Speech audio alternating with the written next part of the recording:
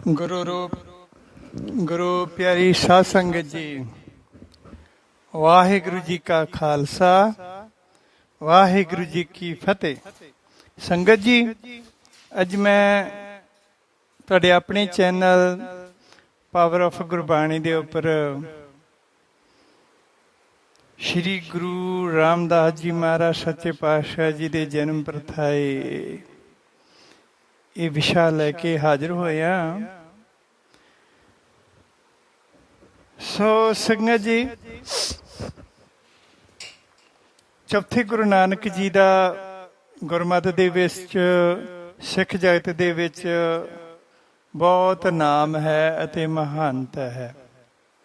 ਚੌਥੇ ਗੁਰੂ ਨਾਨਕ ਜੀ ਤਾਂ ਕਿਹਾ ਮੈਂ, ਚੌਥੇ ਗੁਰੂ ਨਾਨਕ ਕੌਣ ਹਨ? ਸ਼੍ਰੀ ਗੁਰੂ ਰਾਮਦਾਸ ਜੀ ਮਹਾਰਾਜ।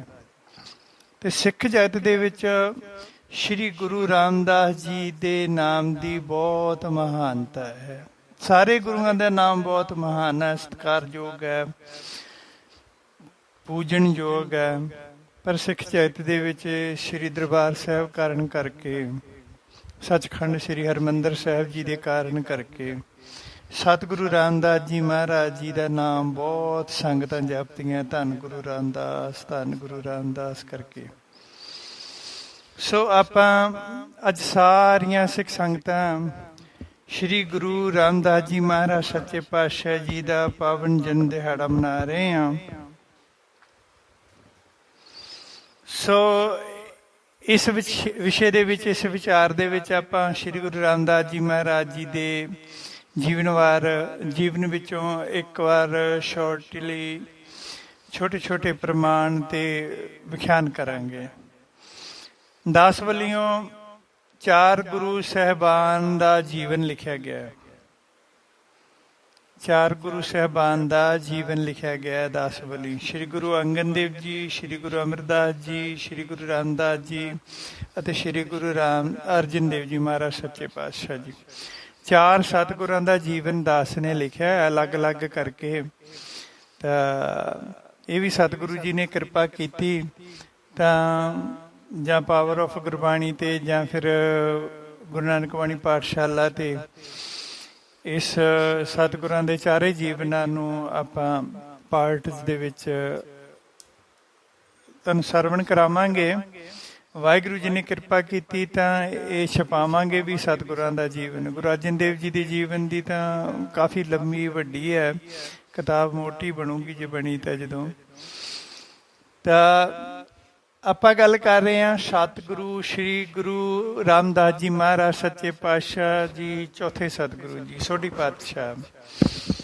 ਸੋਢੀ ਵੰਸ਼ ਜੋ ਗੁਰਮਤਿ ਦੇ ਵਿੱਚ ਆਉਂਦੀ ਹੈ, ਜਦੋਂ ਗੁਰਤਾ ਦੀ, ਗੁਰੂ ਨਾਨਕ ਦੀ ਗੁਰਤਾ ਦੀ ਮਾਲਕ ਬਣਦੀ ਹੈ, ਇਹ ਕਿਉਂ ਬਣਦੀ ਹੈ? ਤੇ ਇਸ ਸੋਢੀਆਂ ਦਾ, ਤੇ ਇਸ ਤੋਂ ਪਹਿਲਾਂ 3 ਗੁਰੂ ਸਾਹਿਬ ਜੀ, ਬੇਦੀ ਖੱਤਰੀ, ਭੱਲੇ ਖੱਤਰੀ, ਤ੍ਰੇਣ ਖੱਤਰੀ। ਗੁਰੂ ਨਾਨਕ ਦੇਵ ਜੀ ਬੇਦੀ ਖੱਤਰੀ ਸਨ। ਸ਼੍ਰੀ ਗੁਰੂ ਅੰਗਦ ਦੇਵ ਜੀ ਮਹਾਰਾਜ ਜੀ ਦੂਜੇ ਸਤਿਗੁਰੂ ਜੀ ਤ੍ਰੇਣ ਖੱਤਰੀ ਸਨ। ਤੇ ਗੁਰੂ ਅਮਰਦਾਸ ਜੀ ਮਹਾਰਾਜ ਸੱਚੇ ਪਾਤਸ਼ਾਹ ਤੀਸਰੇ ਸਤਿਗੁਰੂ ਜੀ ਭੱਲੇ ਖੱਤਰੀ ਸਨ। ਤਾਂ ਗੁਰੂ ਨਾਨਕ ਦੇਵ ਜੀ ਤੋਂ ਲੈ ਕੇ ਸ਼੍ਰੀ ਗੁਰੂ ਅਮਰਦਾਸ ਜੀ ਮਹਾਰਾਜ ਸੱਚੇ ਪਾਤਸ਼ਾਹ ਜੀ ਤੱਕ ਗੁਰਤਾ ਗੱਦੀ ਉੱਤੇ ਬੇਦੀ ਹੀ ਬੈਠੇ ਸਨ। ਚੌਥੇ ਪਾਤਸ਼ਾਹ ਜੀ ਤੋਂ ਲੈ ਕੇ ਫਿਰ ਗੁਰਤਾ ਗੱਦੀ ਉੱਤੇ ਸੋਢੀਆਂ ਦਾ ਰਾਜ ਹੋ ਗਿਆ, ਸੋਢੀ ਆ ਗਏ। ਤਾਂ ਇਸ ਦੇ ਪਿਛੋਕੜ ਵਿੱਚ ਜਾਵਾਂਗੇ ਆਪਾਂ ਕਿ ਇਹ ਐਕਚੁਅਲੀ ਪਿਛੋਕੜ ਕੀ ਹੈ ਸੋਢੀਆਂ ਦਾ, ਬੇਦੀਆਂ ਦਾ, ਤੇ ਗੁਰਤਾ ਗੱਦੀ ਚੱਲੀ ਕਿਵੇਂ, ਤੇ ਫਿਰ ਸੋਢੀਆਂ ਨੂੰ, ਬੇਦੀਆਂ ਤੋਂ ਬਾਅਦ ਸੋਢੀਆਂ ਨੂੰ ਗੁਰਤਾ ਗੱਦੀ ਮਿਲੀ ਕਿਵੇਂ।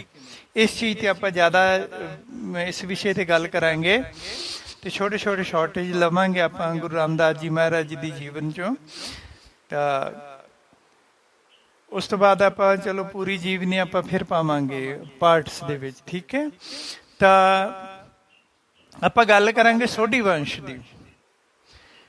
ਬਚਿੱਤਰ ਨਾਟਕ ਵਿੱਚ ਸ਼੍ਰੀ ਗੁਰੂ ਗੋਬਿੰਦ ਸਿੰਘ ਜੀ ਨੇ ਬਹੁਤ ਹੀ ਸੁੰਦਰ ਰਚਨਾ ਕੀਤੀ ਹੈ, ਜਿਸ ਵਿੱਚ ਸੋਢੀ ਵੰਸ਼ ਦੀ ਸ਼ੁਰੂਆਤ ਬਾਰੇ ਲਿਖਿਆ ਹੈ। ਬਹੁਤ ਸੋਹਣਾ ਲਿਖਿਆ ਸਤਿਗੁਰੂ ਜੀ ਨੇ ਬਚਿੱਤਰ ਨਾਟਕ ਦੇ ਵਿੱਚ ਆਪਣੇ ਖਾਨਦਾਨ ਦੀ, ਆਪਦੇ ਪਰਿਵਾਰ ਦੀ, ਆਪਦੇ ਪਿਛੋਕੜ ਦੀ ਜੀਵਨੀ ਲਿਖੀ ਹੈ ਕਿ ਇਹ ਸੋਢੀ ਤੇ ਬੇਦੀ ਕਿੱਥੋਂ ਸ਼ੁਰੂ ਹੋਏ ਸਨ। ਤੇ ਕੀ ਇਹਨਾਂ ਦਾ ਪਿਛੋਕੜ ਹੈ, ਰਾਜੇ ਮਹਾਰਾਜਿਆਂ ਦਾ ਪਿਛੋਕੜ ਹੈ। ਸ਼੍ਰੀ ਗੁਰੂ ਗੋਬਿੰਦ ਸਿੰਘ ਜੀ ਮਹਾਰਾਜ ਜੀ ਲਿਖਦੇ ਹਨ ਬਚਿੱਤਰ ਨਾਟਕ ਦੇ ਵਿੱਚ ਕਿ ਸਿੱਖ ਗੁਰੂ ਸਾਹਿਬਾਨ ਦੇ ਪੂਰਵਜ ਪੰਜਾਬ ਦੇ ਰਾਜੇ ਸਨ। ਸਿੱਖ ਗੁਰੂ ਸਾਹਿਬਾਨ ਦੇ ਜਿਹੜੇ ਵੱਡੇ ਸਨ ਉਹ ਪੰਜਾਬ ਦੇ ਰਾਜੇ ਸਨ। ਉਹ ਬਹੁਤ ਸੂਝਵਾਨ ਅਤੇ ਤਜਰਬੇਕਾਰ ਖੱਤਰੀ ਸ਼ਾਸਕ ਸਨ। ਰਘੂ ਅਤੇ ਅਜ ਇਹ ਦੋ ਖੱਤਰੀ ਰਾਜੇ ਪੰਜਾਬ ਦੇ ਬਹੁਤ ਪੁਰਾਣੇ ਅਤੇ ਵੱਡੇ ਸ਼ਾਸਕ ਰਾਜੇ ਹੋਏ ਹਨ। ਰਘੂ ਅਤੇ ਅਜ ਇਹ ਦੋ ਰਾਜੇ ਪੰਜਾਬ ਦੇ ਬਹੁਤ ਪੁਰਾਣੇ ਤੇ ਵੱਡੇ ਸਮਝਦਾਰ ਸ਼ਾਸਕ ਰਾਜੇ ਹੋਏ ਹਨ। ਰਾਜੇ ਰਘੂ ਨੇ ਸਾਰਾ ਰਾਜ ਅਜ ਰਾਜੇ ਨੂੰ ਸੌਂਪ ਦਿੱਤਾ ਅਤੇ ਫਿਰ ਅਜ ਦਾ ਪੁੱਤਰ ਦਸ਼ਰਥ ਹੋਇਆ। ਫਿਰ ਦਸ਼ਰਥ ਦੀਆਂ 3 ਰਾਣੀਆਂ ਸਨ ਅਤੇ 4 ਪੁੱਤਰ ਸਨ। ਪਹਿਲੇ ਪੁੱਤਰ ਸਨ ਸ਼੍ਰੀ ਰਾਮਚੰਦਰ ਜੀ, ਦੂਜੇ ਭਰਤ ਜੀ, ਤੀਸਰੇ ਪੁੱਤਰ ਸਨ ਲక్ష్మణ ਜੀ ਔਰ ਚੌਥੇ ਪੁੱਤਰ ਸਨ ਸ਼ਤਰੂਘਨ। ਇਹਨਾਂ 4 ਭਰਾਵਾਂ ਨੇ ਬਹੁਤ ਲੰਮਾ ਸਮਾਂ ਰਾਜ ਕੀਤਾ। ਸ਼੍ਰੀ ਰਾਮਚੰਦਰ ਜੀ ਦੀ ਪਤਨੀ ਹੋਈ ਮਾਤਾ ਸੀਤਾ ਜੀ, ਜਿਨ੍ਹਾਂ ਦੇ 2 ਪੁੱਤਰ ਪੈਦਾ ਹੋਏ, ਲਵ ਅਤੇ ਕੁਸ਼। ਲਵ ਅਤੇ ਕੁਸ਼ ਪੰਜਾਬ ਦੇ ਵੱਡੇ ਰਾਜੇ ਹੋਏ ਆ ਅਤੇ ਉਹਨਾਂ ਨੇ 2 ਸ਼ਹਿਰ ਵਸਾਏ। ਲਵ ਨੇ ਲਾਹੌਰ ਸ਼ਹਿਰ ਵਸਾਇਆ ਅਤੇ ਕੁਸ਼ ਨੇ ਕਸੂਰ ਨਾਮ ਦਾ ਸ਼ਹਿਰ ਵਸਾਇਆ। ਇਹ ਦੋਵੇਂ ਸ਼ਹਿਰ ਲਾਹੌਰ ਤੇ ਕਸੂਰ ਪਾਕਿਸਤਾਨ ਵਿੱਚ ਅੱਜ ਕੱਲ੍ਹ, ਪਰ ਇਹ ਦੋਵੇਂ ਸ਼ਹਿਰ ਲਵ ਅਤੇ ਕੁਸ਼ ਨੇ ਵਸਾਏ ਹਨ, ਜੋ ਸ਼੍ਰੀ ਰਾਮਚੰਦਰ ਜੀ ਦੇ ਪੁੱਤਰ ਸਨ। ਉਹ ਬਹੁਤ ਮਸ਼ਹੂਰ ਰਾਜੇ ਹੋਏ ਲਵ ਅਤੇ ਕੁਸ਼, ਅਤੇ ਉਹਨਾਂ ਦੇ ਪੁੱਤ ਪੋਤਰਿਆਂ ਨੇ ਬਹੁਤ ਲੰਮੇ ਸਮੇਂ ਤੱਕ ਰਾਜ ਕੀਤਾ। ਇਹ ਪੰਜਾਬ ਆ ਨਹੀਂਗਾ ਵੀ ਅੰਮ੍ਰਿਤਸਰ ਤੋਂ ਸ਼ੁਰੂ ਹੋਇਆ ਤੇ ਪਟਿਆਲੇ ਤੇ ਆ ਕੇ ਖਤਮ ਹੋ ਗਿਆ, ਹੈ ਨਾ। ਇੱਧਰੋਂ ਫਿਰੋਜ਼ਪੁਰ ਸ਼ੁਰੂ ਹੋਇਆ ਤੇ ਚੰਡੀਗੜ੍ਹ ਤੇ ਆ ਕੇ ਖਤਮ ਹੋ ਗਿਆ। ਇਹ ਪੰਜਾਬ ਤੇ ਰਾਜ ਨਹੀਂ ਕੀਤਾ ਉਹਨਾਂ ਨੇ।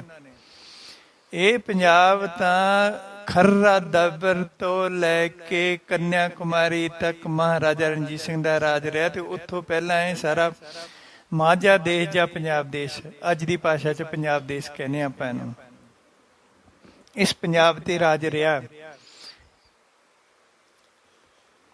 ਖੱਤਰੀਆਂ ਦਾ। ਰਾਮਚੰਦਰ ਜੀ ਦੇ ਬੇਟੇ ਲਵ ਅਤੇ ਕੁਸ਼ ਨੇ, ਫਿਰ ਉਹਨਾਂ ਦੇ ਪੁੱਤ ਪੋਤਰਿਆਂ ਨੇ ਬਹੁਤ ਲੰਮੇ ਸਮੇਂ ਤੱਕ ਰਾਜ ਕੀਤਾ। ਫਿਰ ਲਵ ਦੀ ਵੰਸ਼ ਦੇ ਵਿੱਚੋਂ ਕਾਲਕੇਤ ਹੋਇਆ ਅਤੇ ਕੁਸ਼ ਦੀ ਵੰਸ਼ ਦੇ ਵਿੱਚੋਂ ਕਾਲ ਰਾਏ ਹੋਇਆ। ਦੋਵੇਂ ਸਕੇ ਇੱਕੋ ਹੀ ਖਾਨਦਾਨ ਦਾ ਪਿਛੋਕੜ ਇੱਕੋ ਹੀ ਸੀ, ਕਾਲਕੇਤ ਤੇ ਕਾਲ ਰਾਏ ਦਾ। ਪਰ ਕਾਲ ਰਾਏ ਦੇ ਕੋਲ ਫੌਜਾਂ ਜ਼ਿਆਦਾ ਸੀ, ਰਾਜ ਵੱਡਾ ਸੀ। ਕਾਲ ਰਾਏ ਨੇ ਲਾਹੌਰ ਉੱਤੇ ਹਮਲਾ ਕਰਕੇ ਜੰਗ ਜਿੱਤ ਲਈ ਅਤੇ ਉਸ ਨੇ ਕਾਲਕੇਤ ਨੂੰ ਲਾਹੌਰ ਵਿੱਚੋਂ ਕੱਢ ਕੇ ਦੇਸ਼ ਨਿਕਾਲਾ ਦੇ ਦਿੱਤਾ ਅਤੇ ਆਪ ਲਾਹੌਰ ਦਾ ਰਾਜਾ ਬਣ ਗਿਆ। ਕਾਲਕੇਤ ਨੇ ਫਿਰ ਲਾਹੌਰ ਤੋਂ ਭੱਜ ਕੇ ਜਾ ਕੇ ਸਨੌੜ ਦੇਸ਼ ਵਿੱਚ ਜਾ ਸ਼ਰਨ ਲਈ। ਜਿਹੜਾ ਸਨੌੜ ਦੇਸ਼ ਸੀ, ਇਸ ਨੂੰ ਆਗਰੇ ਵਾਲੇ ਏਰੀਏ ਨੂੰ ਪਹਿਲਾਂ ਸਨੌੜ ਦੇਸ਼ ਕਿਹਾ ਜਾਂਦਾ ਸੀ, ਸਨੌੜ ਰਾਜੇ ਦੇ ਨਾਮ ਤੇ ਚੱਲਦਾ। ਸੋ ਇਸ ਕਰਕੇ ਕਿ ਕਾਲਕੇਤ ਨੇ ਜਦੋਂ ਸਨੌੜ ਦੇਸ਼ ਦੀ ਰਾਜੇ ਦੀ ਸ਼ਰਨ ਲਈ, ਜੋ ਦਿੱਲੀ ਤੋਂ ਦੱਖਣ ਵਾਲੇ ਪਾਸੇ ਆਗਰੇ ਦਾ ਇਲਾਕਾ ਸਨੌੜ, ਉੱਥੋਂ ਦੇ ਬਾਦਸ਼ਾਹ ਦੀ ਪੁੱਤਰੀ ਨਾਲ ਉਸ ਦੀ ਸ਼ਾਦੀ ਹੋ ਗਈ, ਜਿਸ ਦਾ ਨਾਮ ਸਨੌੜ ਸੀ। ਸਨੌੜ ਦੇਸ਼ ਦੇ ਬਾਦਸ਼ਾਹ ਨੇ ਆਪਣੀ ਪੁੱਤਰੀ ਦੇ ਨਾਮ ਉੱਪਰ ਆਪਣੇ ਦੇਸ਼ ਦਾ ਨਾਮ ਰੱਖਿਆ ਸੀ, ਸਨੌੜ ਦੇਸ਼। ਸ਼ਾਦੀ ਤੋਂ ਬਾਅਦ ਜਦੋਂ ਕਾਲਕੇਤ ਦੇ ਨਾਲ ਸਨੌੜ ਦੀ ਸ਼ਾਦੀ ਹੋ ਗਈ ਤਾਂ ਸ਼ਾਦੀ ਤੋਂ ਬਾਅਦ ਉਹਨਾਂ ਦੇ ਘਰ ਇੱਕ ਪੁੱਤਰ ਹੋਇਆ, ਜਿਸ ਦਾ ਨਾਮ ਸੋਢੀ ਰਾਏ ਰੱਖਿਆ ਗਿਆ। ਉਸ ਤੋਂ ਬਾਅਦ ਉਹਨਾਂ ਦੇ ਸਾਰੇ ਪੁੱਤਰ ਪੋਤਰੇ ਸੋਢੀ ਰਾਏ ਦੇ ਨਾਮ ਨਾਲ ਜਾਣੇ ਜਾਣ ਲੱਗੇ। ਸੋਢੀ ਰਾਏ ਕਰਕੇ ਆਪਣੇ ਨਾਮ ਦੇ ਨਾਲ ਸੋਢੀ ਲਗਵਾਉਣ ਲੱਗ ਪਏ। ਅੱਜ ਵੀ ਮੁਸਲਮਾਨਾਂ ਦੇ ਵਿੱਚ ਵੀ ਰਿਵਾਜ ਹੈ ਕਿ ਉਹਨਾਂ ਦੇ ਨਾਮ ਦੇ ਨਾਲ ਦਾਦੇ ਪੜਦਾਦਿਆਂ ਦਾ ਨਾਮ ਵੀ ਲੱਗਦਾ ਹੈ। ਹੈ ਨਾ, ਨਾਮ ਦੇ ਨਾਲ ਜ਼ਰੂਰ ਲਿਖਦੇ ਆ ਆਪਣੇ ਦਾਦੇ ਪੜਦਾਦੇ ਦਾ ਨਾਮ। ਜਿਵੇਂ ਕਿਸੇ ਮੁਸਲਮਾਨ ਦਾ ਨਾਮ ਹੈ ਰਜ਼ਾਕ ਅਹਿਮਦ ਨਵਾਬੂਦੀਨ। ਇਹ ਰਜ਼ਾਕ ਅਹਿਮਦ ਤਾਂ ਪ੍ਰੈਜ਼ੈਂਟ ਬੰਦੇ ਦਾ ਨਾਮ ਹੁੰਦਾ, ਬਟ ਨਵਾਬੂਦੀਨ ਉਹਦੇ ਪਿਓ ਦਾ ਨਾਮ, ਤੇ ਅੱਗੇ ਕੀ ਆਪਦੇ ਦਾਦੇ ਪੜਦਾਦੇ ਦਾ ਨਾਮ ਵੀ ਜੋੜ ਲੈਂਦੇ। ਇਕੱਲੇ ਮੁਸਲਮਾਨਾਂ 'ਚ ਨਹੀਂ, ਹਿੰਦੂਆਂ ਵਿੱਚ ਵੀ ਹੈਗਾ। ਜਿਵੇਂ ਮੁਕੇਸ਼ ਹੋਇਆ ਤੇ ਫਿਰ ਉਹਦਾ ਮੁੰਡਾ ਸੀਗਾ ਨਿਤਨ ਮੁਕੇਸ਼। ਨਿਤਨ ਦਾ ਨਾਮ, ਨਿਤਨ ਨੇ ਆਪਣੇ ਨਾਮ ਦੇ ਨਾਲ ਮੁਕੇਸ਼ ਦਾ ਨਾਮ ਜੋੜਿਆ, ਨਿਤਨ ਮੁਕੇਸ਼। ਫਿਰ ਨਿਤਨ ਮੁਕੇਸ਼ ਦੇ ਮੁੰਡੇ ਨੇ ਆਪਣੇ ਨਾਮ ਦੇ, ਉਹਦਾ ਨਾਮ ਸੀ ਨੀਲ, ਪਰ ਉਹ ਲਿਖਾਉਂਦਾ ਸੀ ਨੀਲ ਨਿਤਨ ਮੁਕੇਸ਼। ਇਸ ਤਰ੍ਹਾਂ ਮਤਲਬ ਲੋਕ, ਕਈ ਲੋਕ ਆਪਣੇ ਨਾਵਾਂ ਦੇ ਨਾਲ ਆਪਣੇ ਦਾਦੇ ਪੜਦਾਦਿਆਂ ਦਾ ਨਾਮ ਵੀ ਲਿਖਦੇ ਹਨ, ਜੋੜ ਲੈਂਦੇ ਹਨ।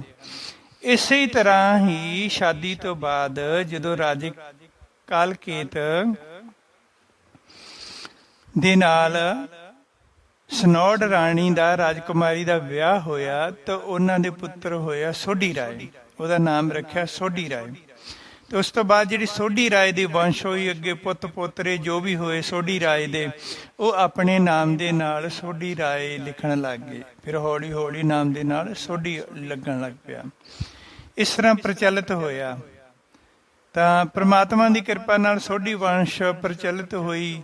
ਲੋਕ ਉਹਨਾਂ ਸਭਨਾਂ ਨੂੰ ਸੋਢੀ ਕਹਿ ਕੇ ਬੁਲਾਉਣ ਲੱਗ ਪਏ। ਦਿਨ ਬ ਦਿਨ ਉਹਨਾਂ ਦਾ ਤੇਜ ਅਤੇ ਧਨ ਵੱਧਦਾ ਗਿਆ ਅਤੇ ਉਹ ਕਈ ਦੇਸ਼ਾਂ ਦੇ ਮਾਲਕ ਬਣ ਗਏ ਅਤੇ ਉਹਨਾਂ ਉੱਪਰ ਰਾਜਿਆਂ ਦਾ ਛਤਰ ਝੁੱਲਣ ਲੱਗਾ। ਸੋਢੀ ਰਾਏ ਦੇ 2 ਪੁੱਤਰ ਹੋਏ, ਜਗਤ ਸੋਢੀ ਰਾਏ ਅਤੇ ਪ੍ਰਿਥਵੀ ਸੋਢੀ ਰਾਏ। ਸੋਢੀ ਰਾਏ ਦੇ 2 ਪੁੱਤਰ ਸਨ। ਕਾਲਕੇਤ ਦੇ ਬੇਟੇ ਦੇ 2 ਪੁੱਤਰ ਸਨ ਸੋਢੀ ਰਾਏ ਦੇ, ਜਗਤ ਸੋਢੀ ਰਾਏ ਤੇ ਪ੍ਰਿਥਵੀ ਸੋਢੀ ਰਾਏ। ਸੋਢੀ ਰਾਏ ਪੁਰਾਣੀ ਦੁਸ਼ਮਣੀ ਨੂੰ ਭੁੱਲਿਆ ਨਹੀਂ ਸੀ। ਉਸਨੇ ਬਹੁਤ ਸਾਰੀ ਸੈਨਾ ਇਕੱਠੀ ਕਰਕੇ ਆਪਣੇ ਪਿਤਾ ਕਾਲਕੇਤ ਦਾ ਬਦਲਾ ਲੈਣ ਵਾਸਤੇ ਲਾਹੌਰ ਉੱਤੇ ਹਮਲਾ ਕਰ ਦਿੱਤਾ ਅਤੇ ਬਹੁਤ ਵੱਡੀ ਖੂਨੀ ਜੰਗ ਹੋਣ ਤੋਂ ਬਾਅਦ ਸੋਢੀ ਰਾਏ ਨੇ ਲਾਹੌਰ ਜਿੱਤ ਲਿਆ ਤੇ ਲਾਹੌਰ ਉੱਤੇ ਕਬਜ਼ਾ ਕਰ ਲਿਆ। ਸੋਢੀ ਰਾਏ ਨੇ ਆਪਣੇ ਪੁੱਤਰ ਜਗਤ ਰਾਏ ਸੋਢੀ ਨੂੰ ਲਾਹੌਰ ਦਾ ਰਾਜਾ ਬਣਾ ਦਿੱਤਾ। ਕੁਸ਼ਦੀ ਵੰਸ਼ ਵਿੱਚੋਂ ਕਾਲ ਰਾਏ ਦਾ ਪਰਿਵਾਰ ਹਾਰ ਖਾ ਕੇ ਸਾਰੇ ਲੋਕ ਲਾਹੌਰ ਛੱਡ ਕੇ ਕਾਸ਼ੀ ਬਨਾਰਸ ਵਿੱਚ ਜਾ ਵਸੇ, ਕਿਉਂਕਿ ਉਹਨਾਂ ਕੋਲ ਕੁਛ ਵੀ ਨਹੀਂ ਰਿਹਾ। ਉਸਨੇ ਕਸੂਰ ਵੀ ਜਿੱਤ ਲਿਆ, ਉਸਨੇ ਲਾਹੌਰ ਵੀ ਜਿੱਤ ਲਿਆ। ਕਾਲ ਰਾਏ ਦੇ ਪਰਿਵਾਰ ਜੋ ਸੀ, ਕਾਲਕੇਤ ਸੀ ਸੋਢੀ ਰਾਏ ਦਾ ਫਾਦਰ, ਉਹ ਲਾਹੌਰ ਤੋਂ ਭੱਜਿਆ ਸੀ ਹਾਰ ਕੇ। ਫਿਰ ਉਸਨੇ ਤਾਕਤਵਰ ਹੋ ਕੇ ਲਾਹੌਰ ਤੇ ਹਮਲਾ ਕੀਤਾ ਕਾਲ ਰਾਏ ਦੇ ਪਰਿਵਾਰ ਦੇ ਉੱਤੇ ਤੇ ਉਹਨਾਂ ਨੇ ਕਾਲ ਰਾਏ ਦੇ ਪਰਿਵਾਰ ਨੂੰ ਹਰਾ ਕੇ, ਜਿੱਤ ਕੇ ਤੇ ਕਸੂਰ ਤੇ ਵੀ ਕਬਜ਼ਾ ਕਰ ਲਿਆ। ਫਿਰ ਕੀ ਕੀਤਾ, ਸੋਢੀ ਰਾਏ ਨੇ ਆਪਣੇ ਬੇਟੇ ਜਗਤ ਰਾਏ ਨੂੰ ਲਾਹੌਰ ਦਾ ਤੇ ਕਸੂਰ ਦਾ ਰਾਜਾ ਬਣਾ ਦਿੱਤਾ। ਤੇ ਜਿਹੜੀ ਕਾਲ ਰਾਏ ਦੀ ਵੰਸ਼ ਸੀ ਉਹ ਹਾਰ ਖਾ ਕੇ ਆਪਣੀ ਜਾਨ ਬਚਾਉਂਦੀ ਹੋਈ ਭੱਜ ਕੇ ਲਾਹੌਰ ਨੂੰ ਛੱਡ ਕੇ, ਕਾਂਸੀ ਨੂੰ ਛੱਡ ਕੇ ਬਨਾਰਸ ਜਾ ਵਸੀ, ਜਿਸ ਨੂੰ ਕਾਸ਼ੀ ਵੀ ਕਹਿੰਦੇ ਹੈ। ਉੱਥੇ ਜਾ ਕੇ ਉਹਨਾਂ ਨੇ ਬਹੁਤ ਵੇਦਾਂ ਦਾ, ਸ਼ਾਸਤਰਾਂ ਦਾ ਅਭਿਆਸ ਕੀਤਾ। ਵੇਦ ਪੜ੍ਹੇ, ਸ਼ਾਸਤਰ ਪੜ੍ਹੇ ਕਾਲ ਰਾਏ ਦੀ ਵੰਸ਼ ਨੇ।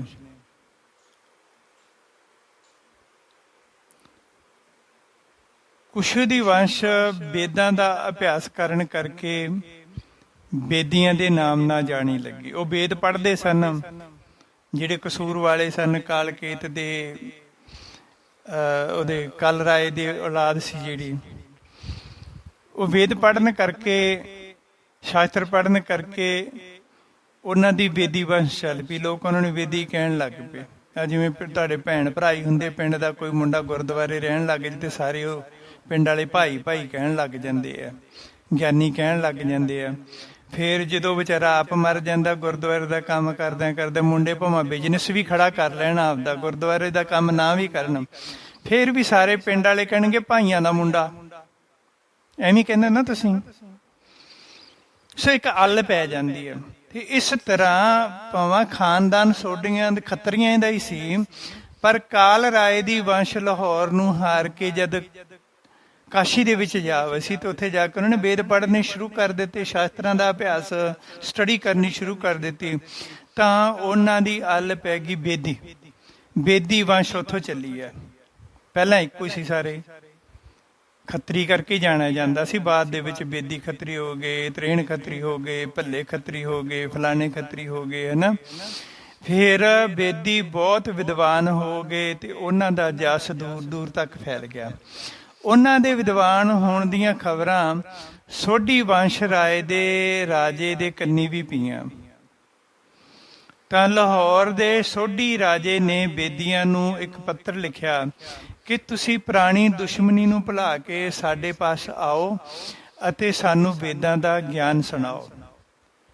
ਸਾਰੇ ਬੇਦੀ ਬਨਾਰਸ ਤੋਂ ਚੱਲ ਕੇ ਫਿਰ ਲਾਹੌਰ ਪੰਜਾਬ ਵਿੱਚ ਆ ਗਏ।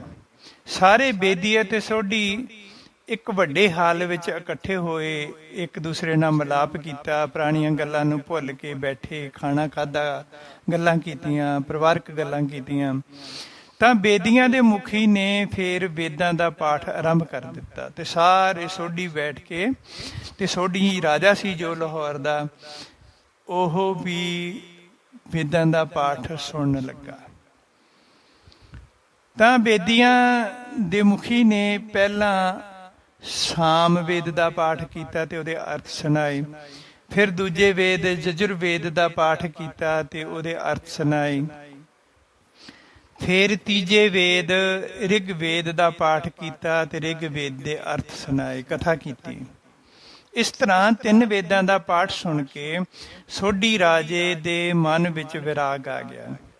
ਜਦ ਉਸਨੇ ਚੌਥਾ ਅਤੇ ਅਖੀਰਲਾ ਵੇਦ ਅਥਰਵ ਵੇਦ ਸੁਣਿਆ ਤਾਂ ਸੋਢੀ ਰਾਜਾ ਆਪਣਾ ਰਾਜ ਭਾਗ ਸਭ ਬੇਦੀਆਂ ਨੂੰ ਦੇ ਕੇ ਆਪ ਸਾਧੂ ਰਿਸ਼ੀ ਬਣ ਕੇ ਜੰਗਲਾਂ ਵਿੱਚ ਭਗਤੀ ਕਰਨ ਲਈ ਚਲਿਆ ਗਿਆ। ਬੇਦੀਆਂ ਦੇ ਮੁਖੀ ਨੇ ਰਾਜ ਭਾਗ ਹਾਸਲ ਕਰਕੇ ਜੰਗਲ ਨੂੰ ਜਾਂਦੇ ਹੋਏ ਸੋਢੀ ਰਾਜੇ ਨੂੰ ਅਸ਼ੀਰਵਾਦ ਦਿੱਤਾ ਅਤੇ ਆਖਿਆ, ਜਦੋਂ ਕਲਯੁਗ ਦੇ ਸਮੇਂ ਵਿੱਚ ਸ਼੍ਰੀ ਗੁਰੂ ਨਾਨਕ ਦੇਵ ਜੀ ਆਉਣਗੇ ਅਤੇ ਉਹ ਗਿਆਨ ਦੀ ਗੱਦੀ ਚਲਾਉਣਗੇ, ਉਸ ਵਕਤ ਅਸੀਂ ਤੁਹਾਨੂੰ ਤੁਹਾਡਾ ਰਾਜ ਵਾਪਸ ਕਰ ਦੇਵਾਂਗੇ। ਜਿਸ ਤਰ੍ਹਾਂ ਪਹਿਲਾ, ਦੂਜਾ ਤੇ ਤੀਜਾ ਵੇਦ ਸੁਣਨ ਤੋਂ ਬਾਅਦ ਤੁਹਾਡਾ ਪਰਮਾਤਮਾ ਨਾਲ ਪਿਆਰ ਪੈ ਗਿਆ ਹੈ ਅਤੇ ਚੌਥਾ ਵੇਦ ਸੁਣ ਕੇ ਤੁਸੀਂ ਆਪਣਾ ਰਾਜ ਸਾਨੂੰ ਛੱਡ ਦਿੱਤਾ ਹੈ, ਉਸੇ ਤਰ੍ਹਾਂ ਕਲਯੁਗ ਅੰਦਰ ਜੋ ਗਿਆਨ ਦੀ ਗੱਦੀ ਚੱਲਣੀ ਹੈ, ਗੁਰੂ ਨਾਨਕ ਦੇਵ ਜੀ ਨੇ ਚਲਾਉਣੀ ਹੈ, ਉਸ ਉੱਤੇ ਅਸੀਂ ਬੇਦੀ 3 ਪੀੜ੍ਹੀਆਂ ਤੱਕ ਰਾਜ ਕਰਾਂਗੇ। 3 ਪੀੜ੍ਹੀਆਂ ਤੱਕ ਅਸੀਂ ਬੇਦੀ ਗੁਰੂ ਨਾਨਕ ਦੀ ਗੱਦੀ ਤੇ ਬੈਠਾਂਗੇ। ਅਤੇ ਫਿਰ ਇੱਕ ਸੋਢੀ ਵੰਸ਼ ਦਾ ਪੁਰਖ ਆ ਕੇ ਬੇਦੀਆਂ ਦੀ ਬਹੁਤ ਸੇਵਾ ਕਰੇਗਾ ਅਤੇ ਇਹ ਗਿਆਨ ਦੀ ਚੌਥੀ ਗੱਦੀ ਅਸੀਂ ਉਸ ਸੋਢੀ ਨੂੰ ਦੇ ਦਿਆਂਗੇ। ਇਸ ਤਰ੍ਹਾਂ ਇਹ ਰਾਜ ਗੱਦੀ ਸੋਢੀਆਂ ਨੂੰ ਕਲਯੁਗ ਵਿੱਚ ਫਿਰ ਮਿਲ ਜਾਵੇਗੀ ਅਤੇ ਇਸ ਉੱਤੇ ਸੋਢੀ ਸਦਾ ਹੀ ਵਿਰਾਜਮਾਨ ਰਹਿਣਗੇ।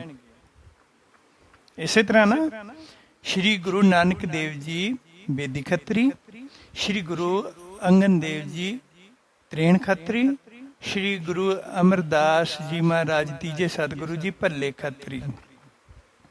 ਭੱਲੇ ਅਮਰਦਾਸ ਗੁਣ ਤੇਰੇ, ਤੇਰੀ ਉਪਮਾ ਤੋਂ ਹੀ ਬਣ ਆਵੇ। ਇਹਨੂੰ ਭਲੇ ਨਹੀਂ ਬੋਲਣਾ ਹੁੰਦਾ, ਭੱਲੇ ਭੱਬੇ ਨੂੰ ਭਾਰਾ ਕਰਕੇ ਭੱਲੇ ਅਮਰਦਾਸ ਗੁਣ ਤੇਰੇ। ਭੱਲੇ ਖੱਤਰੀ ਸਨ ਸਤਿਗੁਰੂ ਜੀ। ਕਵਜਨ ਭੱਲ ਉਹਨਾਂ ਜੋਗਾ ਵਹਿ। ਇੱਥੇ ਜਿਹੜਾ ਭੱਲ ਸ਼ਬਦ ਵਰਤਿਆ ਇਹ ਭੱਟ ਦਾ।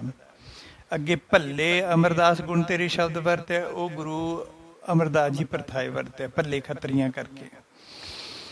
ਸੋ ਇਸ ਤਰ੍ਹਾਂ ਉਹ ਬੇਦੀਆਂ ਨੇ ਰਾਜ ਲੈਣ ਤੋਂ ਬਾਅਦ ਸੋਢੀ ਰਾਜੇ ਨੂੰ ਆਖਿਆ ਕਿ ਕਲਯੁਗ ਦੇ ਵਿੱਚ 3 ਪੀੜ੍ਹੀਆਂ ਤੱਕ 3 ਗੱਦੀਆਂ ਅਸੀਂ ਸਾਂਭਾਂਗੇ। ਗੁਰੂ ਨਾਨਕ ਦੇਵ, ਗੁਰੂ ਅੰਗਦ ਦੇਵ, ਗੁਰੂ ਅਮਰਦਾਸ ਜੀ ਬੇਦੀ ਸਾਂਭਾਂਗੇ।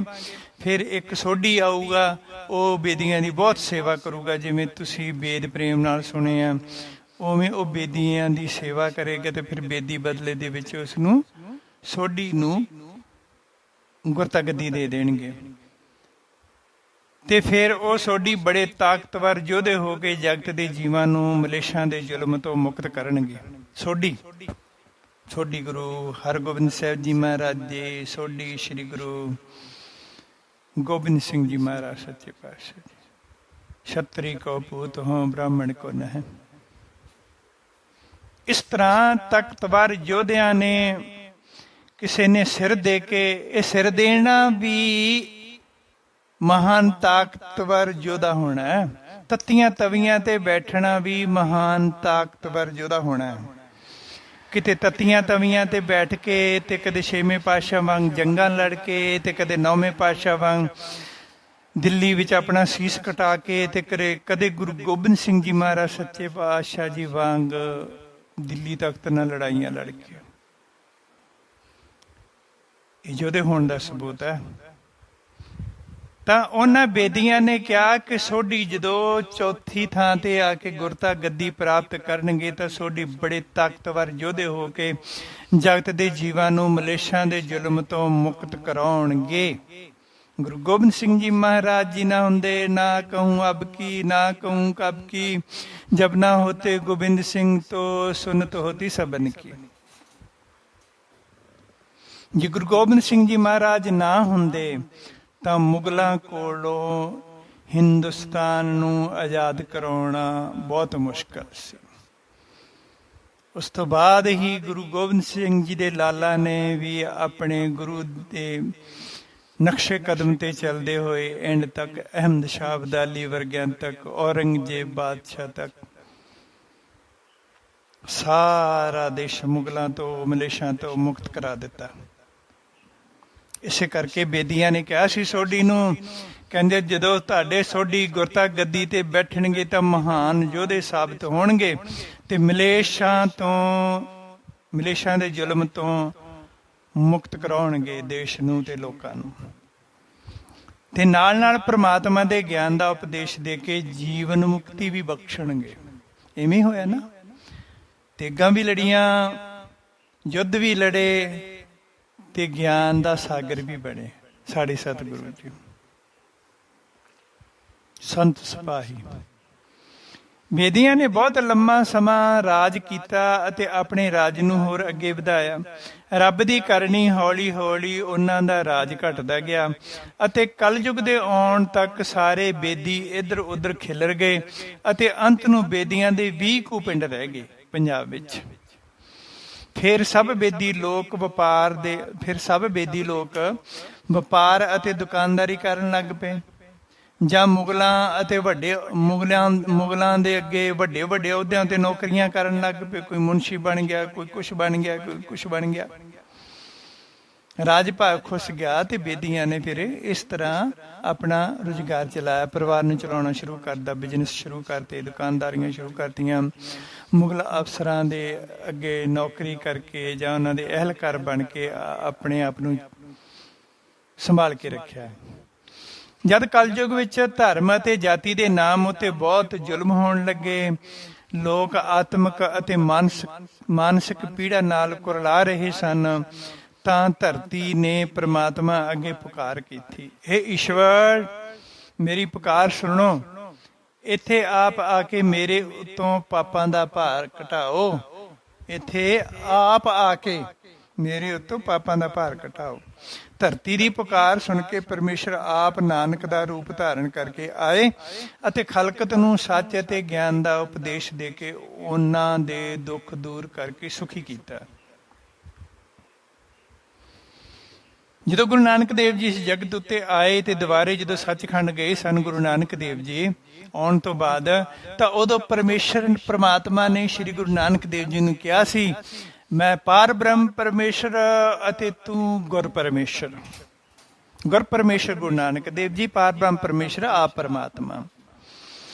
ਬੇਦੀ ਖੱਤਰੀ ਗੁਰੂ ਨਾਨਕ ਦੇਵ ਜੀ ਤੋਂ ਬਾਅਦ 63 ਖੱਤਰੀ, ਬੇਦੀ ਖੱਤਰੀ ਸ਼੍ਰੀ ਗੁਰੂ ਨਾਨਕ ਦੇਵ ਜੀ ਤੋਂ ਬਾਅਦ 63 ਖੱਤਰੀ ਗੁਰੂ ਅੰਗਦ ਦੇਵ ਜੀ ਗੁਰਤਾ ਗੱਦੀ ਉੱਪਰ ਬੈਠੇ ਅਤੇ ਫਿਰ ਭੱਲੇ ਖੱਤਰੀ ਸ਼੍ਰੀ ਗੁਰੂ ਅਮਰਦਾਸ ਜੀ ਗੁਰਤਾ ਗੱਦੀ ਉੱਪਰ ਬੈਠੇ। 63 ਅਤੇ ਭੱਲੇ, ਸੋਢੀ ਆਦਿਕ ਇਹ ਸਭ ਬੇਦੀ ਜਾਤ ਦੀਆਂ ਹੀ ਸ਼੍ਰੇਣੀਆਂ ਹਨ। ਫਿਰ ਪੁਰਾਣੇ ਸਮੇਂ ਵਿੱਚ ਮਿਲੇ ਆਸ਼ੀਰਵਾਦ ਨੂੰ ਪ੍ਰਾਪਤ ਕਰਨ ਵਾਸਤੇ ਸੋਢੀ ਵੰਸ਼ ਦੇ ਸ੍ਰੀ ਗੁਰੂ ਰਾਮਦਾਸ ਜੀ ਗੁਰੂ ਅਮਰਦਾਸ ਜੀ ਦੀ ਸ਼ਰਨ ਵਿੱਚ ਆ ਗਏ। ਗੁਰੂ ਅਮਰਦਾਸ ਜੀ ਨੇ ਗੁਰਤਾ ਗੱਦੀ ਦੇ ਰੂਪ ਵਿੱਚ ਰਾਮਦਾਸ ਜੀ ਨੂੰ ਗੁਰਤਾ ਗੱਦੀ ਜੋ ਸੀ ਉਹ ਗੁਰੂ ਦੇ ਰੂਪ ਵਿੱਚ ਤੇ ਅਮਾਨਤ ਦੇ ਰੂਪ ਵਿੱਚ ਗੁਰੂ ਰਾਮਦਾਸ ਜੀ ਨੂੰ ਸੌਂਪ ਦਿੱਤੀ। ਗੁਰੂ ਰਾਮਦਾਸ ਜੀ ਤੋਂ 6 ਗੁਰੂ ਹੋਰ ਇਸ ਗੱਦੀ ਉੱਤੇ ਬਿਰਾਜਮਾਨ ਰਹੇ ਜੋ ਸੋਢੀ ਵੰਸ਼ ਦੇ ਹੀ ਸਨ। 7 ਗੁਰੂ। 10 ਗੁਰੂਆਂ ਦੇ ਸਰੂਪ ਸ਼੍ਰੀ ਰਾਮਚੰਦਰ ਜੀ ਦੇ ਦੋਨੋਂ ਪੁੱਤਰ ਲਵ ਅਤੇ ਕੁਸ਼ ਦੀ ਵੰਸ਼ ਵਿੱਚੋਂ ਹਨ। ਮੈਂ ਨਹੀਂ ਕਹਿੰਦਾਗਾ, ਪ੍ਰਾਚੀਨ ਇਤਿਹਾਸ ਕਹਿੰਦਾ। ਤੁਸੀਂ ਪੜ੍ਹ ਕੇ ਦੇਖੋ ਪੁਰਾਣਾ ਜੀਵਨ, ਪੁਰਾਣਾ ਇਤਿਹਾਸ ਪੜ੍ਹ ਕੇ ਦੇਖੋ। ਪੁਰਾਣੇ ਇਤਿਹਾਸ ਦੇ ਵਿੱਚੋਂ ਸੂਰਜ ਪ੍ਰਕਾਸ਼ ਹੈ, ਸੂਰਜ ਪ੍ਰਕਾਸ਼ ਪੜ੍ਹ ਕੇ ਦੇਖੋ। ਹੋਰ ਵਿਦਵਾਨਾਂ ਦੀਆਂ ਗਥਾਵਾਂ ਪੜ੍ਹ ਕੇ ਦੇਖੋ। ਪੰਡਿਤ ਗੁਲਾਬ ਸਿੰਘ ਜੀ ਨੂੰ ਪੜ੍ਹ ਦੇਖੋ, ਮਾਨ ਸਿੰਘ ਝਿਓਰ ਨੂੰ ਪੜ੍ਹ ਕੇ ਦੇਖੋ, ਹੋਰ ਵਿਦਵਾਨਾਂ ਨੂੰ ਪੜ੍ਹ ਕੇ ਦੇਖੋ। ਫਰੀਦਕੋਟ ਵਾਲੇ ਟੀਕੇ ਦੇ ਜੋ ਕਰਤਾ ਹਨ 32 ਮਹਾਂਪੁਰਖ, ਉਹਨਾਂ ਨੂੰ ਪੜ੍ਹ ਕੇ ਦੇਖੋ। ਇਹ ਮੈਂ ਨਹੀਂ ਕਹਿੰਦਾ, ਇਹ ਸਾਡਾ ਇਤਿਹਾਸ ਕਹਿੰਦਾ ਕਿ 10 ਗੁਰੂਆਂ ਦੇ ਸਰੂਪ ਸ਼੍ਰੀ ਰਾਮਚੰਦਰ ਜੀ ਦੇ ਦੋਨੋਂ ਪੁੱਤਰ ਲਵ ਅਤੇ ਕੁਸ਼ ਦੀ ਵੰਸ਼ ਵਿੱਚੋਂ ਸਨ। ਗੁਰੂ ਅੰਗਦ ਦੇਵ ਜੀ 63 ਖੱਤਰੀ ਗੁਰੂ ਅੰਗਦ ਦੇਵ ਜੀ 63 ਖੱਤਰੀ ਸ਼੍ਰੀ ਰਾਮਚੰਦਰ ਜੀ ਦੇ ਭਰਾ ਲਛਮਣ ਦੀ ਕੁਲ ਵਿੱਚੋਂ ਸਨ। ਗੁਰੂ ਅਮਰਦਾਸ ਜੀ ਭੱਲੇ ਖੱਤਰੀ ਸ਼੍ਰੀ ਰਾਮਚੰਦਰ ਜੀ ਦੇ ਭਰਾ ਭਰਤ ਦੀ ਕੁਲ ਵਿੱਚੋਂ ਸਨ। ਰਾਜਾ ਰਘੂ ਤੋਂ ਦਸ਼ਰਥ ਨੂੰ ਰਾਜ ਮਿਲਿਆ ਸੀ। ਰਾਜਾ ਰਘੂ ਤੋਂ ਦਸ਼ਰਥ ਨੂੰ ਰਾਜ ਮਿਲਿਆ ਸੀ, ਜਿਸ ਤੋਂ ਰਘੁਵੰਸ਼ੀ ਕੁਲ ਚੱਲ ਪਈ। ਦਸ਼ਰਥ ਦੇ ਸਮੇਂ ਇਸ ਕੁਲ ਦਾ ਨਾਮ ਸੂਰਜਵੰਸ਼ੀ ਸੀ, ਪ੍ਰਚਲਿਤ ਹੋਇਆ। ਅੱਜ ਦੇ ਸਮੇਂ ਵਿੱਚ ਇਹਨਾਂ ਨੂੰ ਰਘੁਵੰਸ਼ੀ ਅਤੇ ਸੂਰਜਵੰਸ਼ੀ ਕੁਲ ਨਾਲ ਜਾਣਿਆ ਜਾਂਦਾ ਹੈ। ਸ੍ਰੀ ਗੁਰੂ ਗ੍ਰੰਥ ਸਾਹਿਬ ਜੀ ਦੇ ਪੰਨਾ 1401 ਉੱਪਰ ਬੜਾ ਸੁੰਦਰ ਲਿਖਿਆ ਹੈ, ਰਘੁਵੰਸ਼ ਤਿਲਕ ਸੁੰਦਰ ਦਸ਼ਰਥ ਘਰ। ਰਘੁਵੰਸ਼ ਤਿਲਕ ਸੁੰਦਰ ਦਸ਼ਰਥ ਘਰ, ਮੁਨ ਬੰਛੇ ਜਾ ਕੀ ਸ਼ਰਣੰ। ਜਾਂ ਫਿਰ ਤੁਲਸੀ ਜੀ ਲਿਖਦੇ ਹਨ ਕਿ ਰਘੁਕੁਲ ਰੀਤ ਸਦਾ ਚਲੀ ਆਈ, ਪ੍ਰਾਣ ਜਾਏ ਪਰ ਵਚਨ ਨ ਜਾਏ। ਜਿਸ ਦਾ ਭਾਵ ਹੈ ਕਿ ਰਾਘਵਾਂ ਦੀ ਕੁਲ ਵਿੱਚ ਦਸ਼ਰਥ ਦੇ ਗ੍ਰਹਿ ਵਿਖੇ ਸ਼੍ਰੋਮਣੀ ਸੁੰਦਰ ਰਾਮ ਜੀ ਪ੍ਰਸਿੱਧ ਹਨ। ਇਹੋ ਜਿਹੇ ਇਹਨਾਂ ਦੇ ਸ਼ਰਨ ਮੁਨੀ ਜਨ ਵੀ ਲੋੜਦੇ ਹਨ।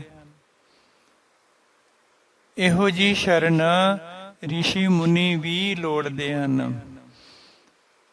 ਗੁਰੂ ਅਰਜਨ ਦੇਵ ਜੀ ਮਹਾਰਾਜ ਜੀ ਦੀ ਸ਼ਰਨ, ਗੁਰੂ ਨਾਨਕ ਦੀ ਸ਼ਰਨ।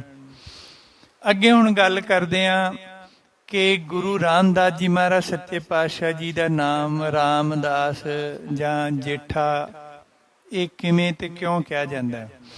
ਸ਼੍ਰੀ ਗੁਰੂ ਰਾਮਦਾਸ ਜੀ ਦਾ ਨਾਮ ਲੇਖਕਾਂ ਨੇ ਆਪਣੀਆਂ ਆਪਣੀਆਂ ਲਿਖਤਾਂ ਵਿੱਚ ਅਲੱਗ-ਅਲੱਗ ਨਾਵਾਂ ਨਾਲ ਲਿਖਿਆ, ਪਰ ਜਿਵੇਂ ਗੁਰਬਾਣੀ ਵਿੱਚ ਸ਼੍ਰੀ ਗੁਰੂ ਅੰਗਦ ਦੇਵ ਜੀ ਦਾ ਨਾਮ ਸੱਤੇ ਬਲਵੰਡ ਵਾਲੀ ਰਾਮਕਲੀ ਦੀ ਵਾਰ ਵਿੱਚ 5 ਵਾਰ ਲਹਿਣਾ ਕਰਕੇ ਆਉਂਦਾ ਹੈ।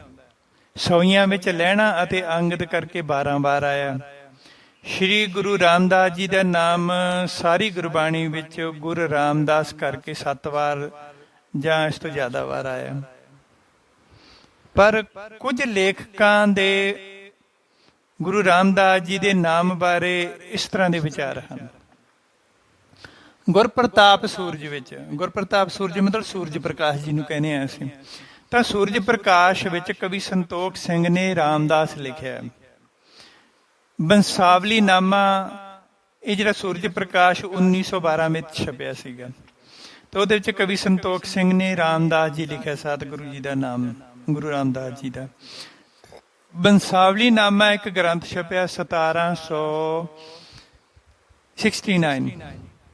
1769 ਵਿੱਚ ਕੇਸਰ ਸਿੰਘ ਛਿੱਬਰ ਨੇ ਬੰਸਾਵਲੀ ਨਾਮਾ ਲਿਖਿਆ।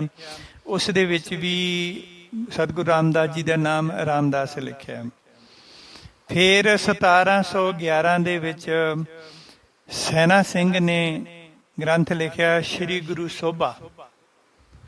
ਉਸ ਵਿੱਚ ਵੀ ਸ਼੍ਰੀ ਗੁਰੂ ਰਾਮਦਾਸ ਜੀ ਦਾ ਨਾਮ ਰਾਮਦਾਸ ਲਿਖਿਆ। ਫਿਰ 1718 ਵਿੱਚ ਗੁਰਬਿਲਾਸ ਪਾਤਸ਼ਾਹੀ ਛੇਵੀਂ ਨਾਮ ਦਾ ਇੱਕ ਗ੍ਰੰਥ ਲਿਖਿਆ ਭਗਤ ਸਿੰਘ ਨੇ। ਉਸ ਵਿੱਚ ਵੀ ਸ੍ਰੀ ਗੁਰੂ ਰਾਮਦਾਸ ਜੀ ਦਾ ਨਾਮ ਰਾਮਦਾਸ ਹੀ ਲਿਖਿਆ ਹੈ।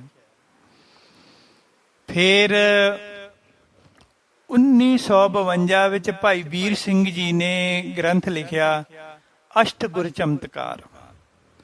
ਉਸ ਅਸ਼ਟਗੁਰ ਚਮਤਕਾਰ ਵਿੱਚ ਭਾਈ ਵੀਰ ਸਿੰਘ ਜੀ ਨੇ ਸਤਿਗੁਰੂ ਰਾਮਦਾਸ ਜੀ ਦਾ ਨਾਮ ਰਾਮਦਾਸ ਲਿਖਿਆ। ਪੰਥ ਪ੍ਰਕਾਸ਼ ਜੋ 1880 ਵਿੱਚ ਛਪਿਆ ਸੀ, ਗਿਆਨੀ ਗਿਆਨ ਸਿੰਘ ਨੇ ਲਿਖਾਇਆ ਸੀ। ਗਿਆਨੀ ਗਿਆਨ ਸਿੰਘ ਦਾ ਲਿਖਿਆ ਗ੍ਰੰਥ ਪੰਥ ਪ੍ਰਕਾਸ਼ 1880 ਵਿੱਚ ਛਪਿਆ, ਜਿਸ ਵਿੱਚ ਉਹਨਾਂ ਨੇ ਸਤਿਗੁਰੂ ਰਾਮਦਾਸ ਜੀ ਦਾ ਪਹਿਲਾ ਨਾਮ ਭਾਈ ਜੇਠਾ ਜੀ ਲਿਖਿਆ। ਫਿਰ 1981 ਵਿੱਚ ਭਾਈ ਸਰਬਜੀਤ ਸਿੰਘ ਨੇ ਪੂਰੀ ਹੋਈ ਕਰਾਮਾਤ ਇੱਕ ਕਿਤਾਬ ਲਿਖੀ, ਜਿਸ ਦੇ ਵਿੱਚ ਭਾਈ ਸਰਬਜੀਤ ਸਿੰਘ ਨੇ ਸ੍ਰੀ ਗੁਰੂ ਰਾਮਦਾਸ ਜੀ ਦਾ ਨਾਮ ਜੇਠਾ ਲਿਖਿਆ। ਸੋ ਇਹਨਾਂ 7 ਲੇਖਕਾਂ ਵਿੱਚੋਂ ਦੋਵਾਂ ਨੇ ਗੁਰੂ ਜੀ ਦੇ ਛੋਟੇ ਨਾਮ ਜੇਠਾ ਦੀ ਵਰਤੋਂ ਕੀਤੀ ਹੈ। ਬਹੁਤੇ ਲੇਖਕਾਂ ਨੇ ਰਾਮਦਾਸ ਨਾਮ ਦੀ ਹੀ ਵਰਤੋਂ ਕੀਤੀ ਹੈ। ਲੋਕਾਂ ਵਿੱਚ ਜ਼ਿਆਦਾ ਕਵੀ ਭਾਈ ਸੰਤੋਖ ਸਿੰਘ ਜੀ ਚੂੜਾਮਣੀ ਅਤੇ ਭਾਈ ਵੀਰ ਸਿੰਘ ਨੂੰ ਹੀ ਪੜ੍ਹਿਆ ਜਾਂਦਾ ਲੋਕਾਂ ਦੇ ਵਿੱਚ ਜ਼ਿਆਦਾ ਤੋਂ ਜ਼ਿਆਦਾ। ਇਹਨਾਂ ਨੇ ਗੁਰਤਾ ਗੱਦੀ ਵਾਲੇ ਨਾਮ ਗੁਰੂ ਰਾਮਦਾਸ ਦੀ ਹੀ ਵਰਤੋਂ ਕੀਤੀ ਹੈ। ਪਰ ਆਪਣੇ ਪਰਿਵਾਰ ਵਿੱਚ ਹਰ ਇੱਕ ਆਦਮੀ ਦਾ ਇੱਕ ਛੋਟਾ ਨਾਮ ਜ਼ਰੂਰ ਹੁੰਦਾ ਹੈ। ਗੁਰੂ ਰਾਮਦਾਸ ਜੀ ਦਾ ਛੋਟਾ ਨਾਮ ਜੇਠਾ ਸੀ। ਆਮ ਕਰਕੇ ਸਾਡੇ ਦੇਸ਼ ਵਿੱਚ ਪਹਿਲੀ ਔਲਾਦ ਨੂੰ ਜੇਠਾ ਕਿਹਾ ਜਾਂਦਾ ਹੈ। ਗੁਰੂ ਰਾਮਦਾਸ ਜੀ ਆਪਣੇ ਇੱਕ ਭਰਾ ਤੇ ਭੈਣ ਤੋਂ ਵੱਡੇ ਸਨ, ਭਾਵ ਜੇਠੇ ਸਨ। ਇਸ ਕਰਕੇ ਵੀ ਲੋਕ ਉਹਨਾਂ ਨੂੰ ਜੇਠਾ ਕਹਿੰਦੇ ਸਨ। ਹੁਣ ਗੁਰੂ ਰਾਮਦਾਸ ਜੀ ਦੇ ਪਿਛੋਕੜ ਬਾਰੇ ਥੋੜੀ ਜਾਣਕਾਰੀ ਪ੍ਰਾਪਤ ਕਰਦੇ ਹਾਂ ਆਪਾਂ, ਥੋੜੀ ਜੀ ਸ਼ਾਰਟ ਦੇ ਵਿੱਚ। ਸੋਢੀਆਂ ਦੇ ਵੱਡੇ ਬਾਬਾ ਗੁਰਦਿਆਲ ਜੀ ਚੂਨਾ ਮੰਡੀ ਲਾਹੌਰ ਵਿੱਚ ਰਹਿੰਦੇ ਸਨ। ਉਹਨਾਂ ਦੇ ਘਰ 2 ਪੁੱਤਰ ਹੋਏ ਆ, ਪਰ ਆਪਾਂ ਇੱਥੇ ਠਾਕੁਰ ਦਾਸ ਦੀ ਹੀ ਗੱਲ ਕਰਾਂਗੇ। ਬਾਬਾ ਗੁਰਦਿਆਲ ਜੀ ਦੇ ਜਿਹੜੇ ਬੇਟੇ, ਉਹਨਾਂ ਦੇ 2 ਪੁੱਤਰ ਹੋਏ ਆ ਤੇ ਉਹਨਾਂ ਵਿੱਚ ਇੱਕ ਦਾ ਨਾਮ ਸੀ ਠਾਕੁਰ ਦਾਸ, ਤੇ ਆਪਾਂ ਹੁਣ ਠਾਕੁਰ ਦਾਸ ਦੀ ਹੀ ਗੱਲ ਕਰਾਂਗੇ। ਬਾਬਾ ਗੁਰਦਿਆਲ ਜੀ ਦੇ ਪੁੱਤਰ ਠਾਕੁਰ ਦਾਸ ਦਾ ਜਨਮ ਈਸਵੀ ਸਨ 1474 ਵਿੱਚ ਹੋਇਆ। ਠਾਕੁਰ ਦਾਸ ਦੀ ਸ਼ਾਦੀ ਮਾਤਾ ਕਰਮੋ ਨਾਲ ਹੋਈ, ਜੋ ਨਈਅਰ ਖੱਤਰੀ ਵੰਸ਼ ਵਿੱਚੋਂ ਸਨ। ਨਈਅਰ ਜਿਹੜੇ ਹੁੰਦੇ ਨੇ ਵੀ ਖੱਤਰੀ ਹੁੰਦੇ ਆ। ਨਈਅਰ ਖੱਤਰੀ ਵੰਸ਼ ਵਿੱਚੋਂ ਸਨ। ਤੋ ਜੋ ਮਾਤਾ ਕਰਮੋ ਜੀ ਸਨ ਬਾਬਾ ਠਾਕੁਰ ਦਾਸ ਦੀ ਪਤਨੀ। ਜ਼ਿਆਦਾਤਰ ਲੋਕ ਉਹਨਾਂ ਨੂੰ ਜਸਵੰਤੀ ਕਰਕੇ ਬੁਲਾਉਂਦੇ ਸਨ, ਕਰਮੋ ਜੀ ਨੂੰ। ਇਹਨਾਂ ਦੇ ਘਰ ਫਿਰ ਈਸਵੀ ਸਨ 1495 ਵਿੱਚ ਭਾਈ ਹਰਦਾਸ ਜੀ ਨੇ ਜਨਮ ਲਿਆ ਤੇ ਉਹ ਬਹੁਤ ਸੁੰਦਰ ਅਤੇ ਹੋਣਹਾਰ ਲੜਕੇ ਸਨ। ਉਹਨਾਂ ਦੀ ਸ਼ਾਦੀ ਮਾਤਾ ਅਨੂਪ ਦੇਈ ਜੀ ਨਾਲ ਹੋਈ। ਉਹਨਾਂ ਨੂੰ ਮਾਤਾ ਦਇਆ ਕੌਰ ਕਰਕੇ ਅਤੇ ਮਾਤਾ ਖੇਮ ਕੌਰ ਕਰਕੇ ਇਤਿਹਾਸ ਵਿੱਚ ਜ਼ਿਆਦਾ ਕਰਕੇ ਜਾਣਿਆ ਜਾਂਦਾ ਹੈ। ਉਹ ਸੇਵਾ ਭਾਵਨਾ ਅਤੇ ਭਜਨ ਬੰਦਗੀ ਵਿੱਚ ਵਿਸ਼ਵਾਸ ਰੱਖਦੇ ਸਨ। ਉਹਨਾਂ ਨੂੰ ਪ੍ਰਮਾਤਮਾ ਨੇ ਐਸਾ ਹੀ ਬਣਾਇਆ ਸੀ ਕਿਉਂਕਿ ਉਹਨਾਂ ਦੀ ਸੋਢੀ ਕੁੱਲ ਵਿੱਚੋਂ ਇੱਕ ਮਹਾਨ ਆਤਮਾ ਨੇ ਆ ਕੇ ਉਹਨਾਂ ਦਾ ਨਾਮ ਰੋਸ਼ਨ ਕਰਨਾ ਸੀ। ਇਸ ਕਰਕੇ ਮਾਤਾ ਜੀ ਜਸਵੰਤੀ ਦਾ ਜਾਂ ਅਨੂਪਦੇਈ ਦਾ, ਮਾਤਾ ਅਨੂਪਦੇਈ ਜੀ ਜਿਹਨੂੰ ਦਇਆ ਕੌਰ ਵੀ ਲਿਖਿਆ ਇਤਿਹਾਸਾਂ ਵਿੱਚ, ਉਹਨਾਂ ਦੇ ਖਿਆਲ ਸ਼ੁਰੂ ਤੋਂ ਪ੍ਰਮਾਤਮਾ ਨੇ ਉਹ ਜਿਹੇ ਬਣਾਏ ਸੀ ਕਿਉਂਕਿ ਉਹਨਾਂ ਦੀ ਕੁੱਲ ਦੇ ਵਿੱਚੋਂ, ਉਹਨਾਂ ਦੇ ਪੇਟ ਵਿੱਚੋਂ ਗੁਰੂ ਰਾਮਦਾਸ ਜੀ ਨੇ ਜਨਮ ਲੈਣਾ ਸੀ। ਉਹ ਰਾਵੀ ਨਦੀ ਕਿਨਾਰੇ ਵਸਣ ਵਾਲੇ ਸੁੰਦਰ ਸ਼ਹਿਰ ਲਾਹੌਰ ਵਿੱਚ ਰਹਿੰਦੇ ਸਨ। ਗੁਰੂ ਜੀ ਦੇ ਜਨਮ ਬਾਰੇ ਗੱਲ ਕਰਦੇ ਹਾਂ। ਸ਼੍ਰੀ ਗੁਰੂ ਰਾਮਦਾਸ ਜੀ ਮਹਾਰਾਜ ਸੱਚੇ ਪਾਤਸ਼ਾਹ ਜੀ ਵੀਰਵਾਰ ਕਤਕਵਦੀ 2 ਬਿਕਰਮੀ ਸੰਮਤ 1591, ਯਾਨੀ ਕਿ ਦੇਸੀ ਸਾਲ 1591 ਸੀਗਾ, ਪਰ ਅੰਗਰੇਜ਼ੀ ਸਾਲ ਨਵੰਬਰ ਦਾ ਮਹੀਨਾ ਸੀ। ਨਵੰਬਰ 1534 ਨੂੰ ਗੁਰੂ ਰਾਮਦਾਸ ਜੀ ਦਾ ਜਨਮ ਪਿਤਾ ਹਰਦਾਸ ਜੀ ਦੇ ਗ੍ਰਹਿ ਵਿਖੇ ਮਾਤਾ ਅਨੂਪਦੇਈ ਜੀ ਦੀ ਪਾਵਨ ਕੁੱਖ ਚੋਂ ਹੋਇਆ।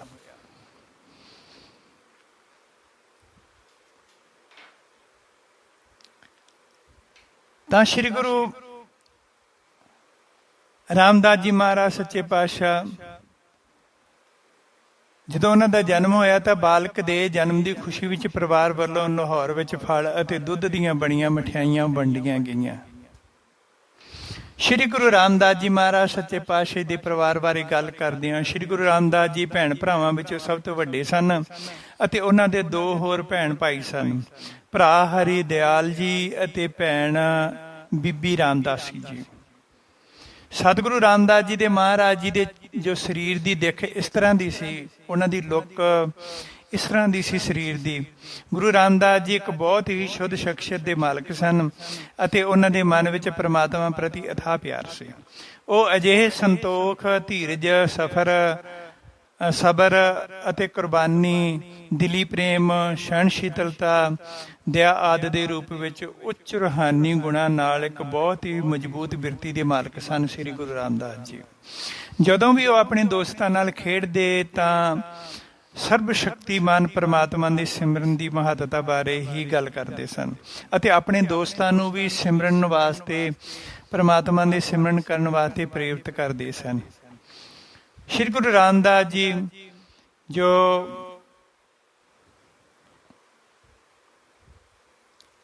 ਜਨਮ ਤੋਂ ਬਾਅਦ ਜਦੋਂ ਵੱਡੇ ਹੋਏ ਤਾਂ ਉਹਨਾਂ ਦੇ ਜੀਵਨ ਦੇ ਵਿੱਚ ਬਦਲਾਅ ਜਦੋਂ ਆਇਆ ਤਾਂ ਸ਼੍ਰੀ ਗੁਰੂ ਰਾਮਦਾਸ ਜੀ ਵੱਡੇ ਹੋਏ ਤਾਂ ਉਹਨਾਂ ਦੇ ਪਿਤਾ ਜੀ ਨੇ ਉਹਨਾਂ ਨੂੰ ਕੰਮ ਵਿੱਚ ਲਾ ਦਿੱਤਾ। ਉਹ ਛੋਲਿਆਂ ਦੀਆਂ ਘੁੰਮਣੀਆਂ ਬਣਾ ਕੇ ਬਾਜ਼ਾਰ ਵਿੱਚ ਵੇਚਦੇ। ਇੱਕ ਦਿਨ ਸੰਤ ਮੰਡਲੀ ਨੇ ਉਹਨਾਂ ਦੀਆਂ ਸਾਰੀਆਂ ਘੁੰਗਣੀਆਂ ਮੁਫਤ ਵਿੱਚ ਖਾ ਲਈਆਂ। ਰਾਮਦਾਸ ਜੀ ਜਦ ਖਾਲੀ ਹੱਥ ਘਰ ਆਏ ਤਾਂ ਉਹਨਾਂ ਦੇ ਪਿਤਾ ਨੇ ਉਹਨਾਂ ਨੂੰ ਬਹੁਤ ਡਾਂਟਿਆ। ਪਿਤਾ ਜੀ ਦੀਆਂ ਗੁੱਸੇ ਵਾਲੀਆਂ ਲਾਲ ਅੱਖਾਂ ਦੇਖ ਕੇ ਉਹ ਡਰ ਗਏ ਤੇ ਵਿਰਾਗ ਵਿੱਚ ਆ ਕੇ ਰੋਣ ਲੱਗ ਪਏ। ਇਸ ਤਰ੍ਹਾਂ ਫਿਰ ਉਹ ਇੱਥੇ ਆਪਾਂ ਗਾਥਾ ਸਮਾਪਤ ਕਰਦੇ ਹਾਂ। ਇਸ ਤੋਂ ਅੱਗੇ ਜਦੋਂ ਪੂਰੀ ਜੀਵਨੀ ਪਾਈ ਸਤਿਗੁਰੂ ਜੀ, ਇਸ ਤਰ੍ਹਾਂ ਸਤਿਗੁਰੂ ਰਾਮਦਾਸ ਜੀ ਮਹਾਰਾਜ ਜੀ ਗੁਰੂ ਅਮਰਦਾਸ ਜੀ ਦੀ ਸ਼ਰਨ ਵਿੱਚ ਆਏ। ਫਿਰ ਪ੍ਰੀਖਿਆ ਹੋਈ ਉਹਨਾਂ ਦੀ ਕਈ ਤਰੀਕਿਆਂ ਨਾਲ ਤੇ ਫਿਰ ਉਹਨਾਂ ਨੂੰ ਗੁਰੂ ਅਮਰਦਾਸ ਜੀ ਨੇ ਗੁਰਤਾ ਗੱਦੀ ਉੱਪਰ ਬਿਠਾ ਦਿੱਤਾ। ਇਹ ਗੁਰਤਾ ਗੱਦੀ ਉੱਪਰ ਗੁਰੂ ਰਾਮਦਾਸ ਜੀ ਨੇ ਸਹਿਜੇ ਨਹੀਂ ਬਿਠਾਇਆ ਸੀ ਗੁਰੂ ਅਮਰਦਾਸ ਜੀ ਨੇ। ਇਹ ਉਦੋਂ ਪਿਛਲੇ ਯੁੱਗਾਂ ਦੀ ਅਮਾਨਤ ਹੀ ਬੇਦੀਆਂ ਕੋਲੇ ਸੀ ਇਹ ਗੁਰਤਾ, ਇਹ ਰਾਜ। ਤੇ ਬੇਦੀਆਂ ਨੇ ਕਿਹਾ ਸੀਗਾ ਅਸੀਂ 3 ਗੱਦੀਆਂ ਤੱਕ ਰਾਜ ਕਰਾਂਗੇ ਤੇ ਉਸ ਤੋਂ ਬਾਅਦ ਇਹ ਸੋਢੀਆਂ ਨੂੰ ਵਾਪਸ, ਤੁਹਾਨੂੰ ਸੋਢੀਆਂ ਨੂੰ ਅਸੀਂ ਇਹ ਰਾਜ ਵਾਪਸ ਕਰ ਦੇਵਾਂਗੇ। ਸੋ ਵਾਪਸ ਹੋ ਗਿਆ। ਸੋ ਇਸ ਤਰ੍ਹਾਂ ਆਪਾਂ ਗੁਰੂ ਰਾਮਦਾਸ ਜੀ ਮਹਾਰਾਜ ਜੀ ਦੇ, ਰਾਮਦਾਸ ਜੀ ਮਹਾਰਾਜ ਜੀ ਦੇ ਜਨਮ ਦੀ ਕਥਾ ਸੁਣੀ ਆ, ਉਹਨਾਂ ਬਾਰੇ ਜਾਣਕਾਰੀ ਪ੍ਰਾਪਤ ਕੀਤੀ ਹੈ। ਧੰਨਵਾਦੀ ਹਾਂ ਤੁਹਾਡੇ ਸਾਰਿਆਂ ਦਾ। ਮੈਨੂੰ ਲੱਗਦਾ ਤੁਹਾਨੂੰ ਇਹ ਵਿਚਾਰ ਬਹੁਤ ਪਸੰਦ ਆਉਣਗੇ।